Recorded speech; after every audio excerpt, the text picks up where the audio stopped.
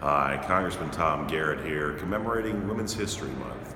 I stand in front of a memorial here in the U.S. Capitol to Jeannette Rankin, the first woman member of Congress. Elected in 1916, Jeannette Rankin began her service in 1917, casting a vote against entry into the First World War. Ms. Rankin was unique in that her election to Congress occurred before all women had the right to vote nationally, and it's a story that needs to be told. She's also someone who I admire because of her principled stand on her core beliefs. She served 2 terms, but not consecutively, 1917 to 1919, and then at America's entry, ironically, into the Second World War.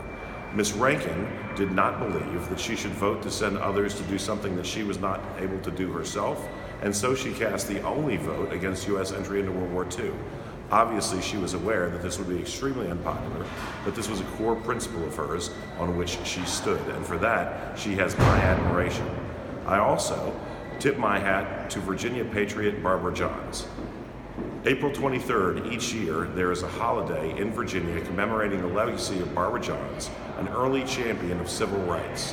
In the 1950s, Barbara Johns, a student at R.R. Moden High School, led the walkout that was one of the cases rolled into Brown versus Board of Education.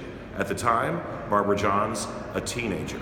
Now, to be fair, when I was a teenager, I was probably more worried about having a zit on my nose or whether I could get a homecoming date. But Barbara Johns was changing the world. And I'm happy to have filed the bill that led to her having a holiday in Virginia, 3 years ago. Today, in Congress, we advanced similar legislation to recognize the legacy of Barbara Johns, to recognize that the civil rights movement in America was a logical extension of the American Revolution, working towards forming a more perfect union and ensuring that all women and men are created equal. With that, I say, Happy Women's History Month. We look forward to talking to you again soon. I'm Tom Garrett. God bless America.